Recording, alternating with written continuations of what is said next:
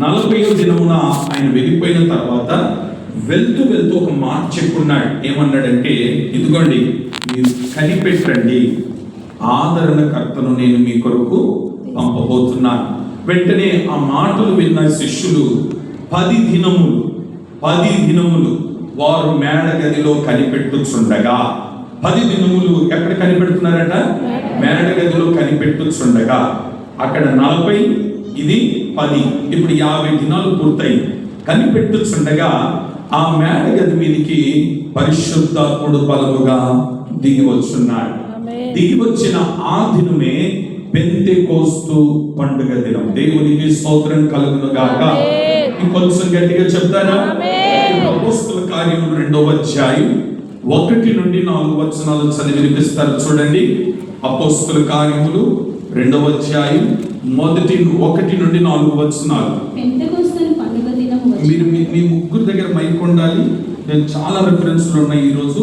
త్వరగా ఒకటి ఉన్న మైక్, ఇంకో మైక్ ఉన్నానా, లేకపోతే కార్డ్లెస్ మైక్ అని ఇచ్చేసి 3 మైకులు సిద్ధంగా ఉండాలి.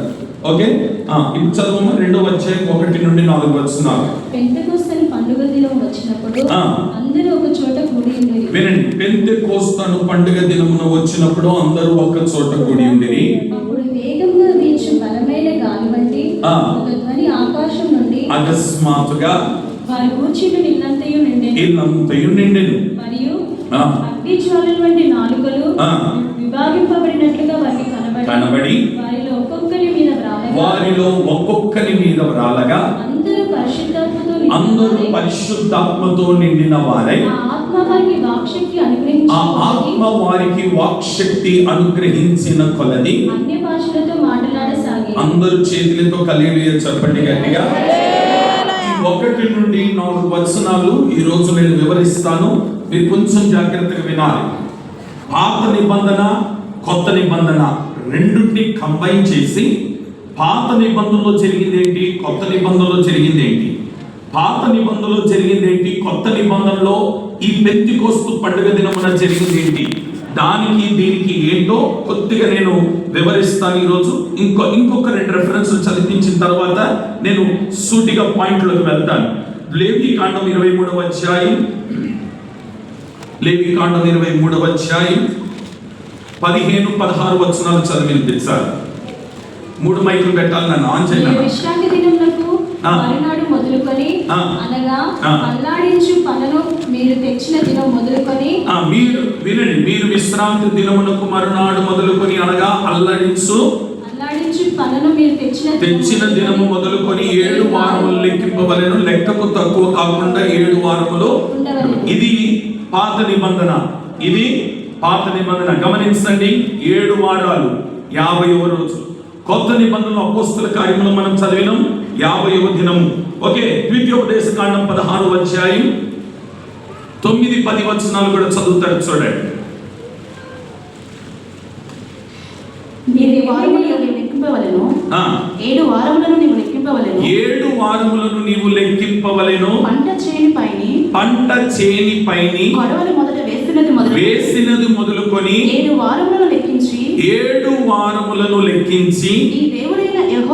నీ దేవుడైన యెహోవాకు వారముల పండుగ ఆచరించుటకై నీ చేతనైనంత స్వేచ్ఛార్పణమును సిద్ధపరచవలెను. నీ దేవుడైన యెహోవా నిన్ను ఆశీర్వదించిన కొలది దానిని ఇయ్యవలెను. రైట్, ఇక నా వైపు చూస్తూ వినండి. ఈరోజు పండగ పేరు ఏంటంటే పెంతెకోస్తు పండగ. 50వ దినము చేసుకునే పండగ, 7 వారాల తర్వాత వచ్చే పండుగ. అర్థమవుతుందా? మొదటి పంటను తీసుకుని వచ్చి దేవునికి పానార్పణముగా పోయబడే పండుగ. ఈ పండుగ గురించి కొన్ని విషయాలు చెప్తాను. పెంతెకోస్తు పండుగ దినమున జరిగిన మొదటి మాట ఏంటంటే, దేవుడు ఒక గోపురాన్ని కూల్చి మరొక గోపురాన్ని కట్టినాడు. ఒక గోపురాన్ని కూల్చి మరొక గోపురాన్ని కట్టున్నాడు. పాత నిబంధనలో ఒక గోపురం కట్టబడింది. వీరందరూ కలిసి మాట్లాడుకొని మనం అందరము ఒక గోపురం కడదాం అని మాట్లాడుకున్నారు. మాట్లాడుకొని ఆ గోపురం ఎక్కడ వరకు కట్టాలని అనుకున్నారంటే, ఆకాశమును అంటే అంతగా గోపురాన్ని కట్టాలి అని ఆలోచనతో వారు ఇటుకలు తయారు చేసి గోపురాన్ని కట్టడం ప్రారంభించినారు. ఎక్కడి వరకు వెళ్ళి కట్టినారంట? దాన్ని ఆకాశం అంటున్నంతగా దాన్ని కట్టుకుంటూ వెళ్తున్నారు.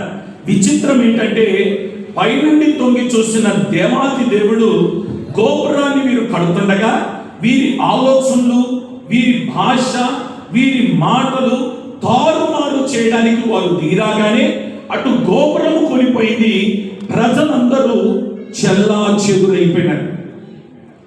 గమనించండి, పాత నిబంధనలో కట్టబడిన గోపురము కూల్చబడింది, ప్రజలు ఏమైపోయినారు?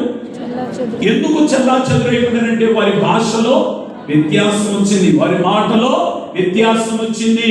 వారు మాట్లాడే భాష ఎవరికి అర్థం కావట్లేదు, ఒకరికి అర్థం కాక వారందరూ ఏమైపోయినారట?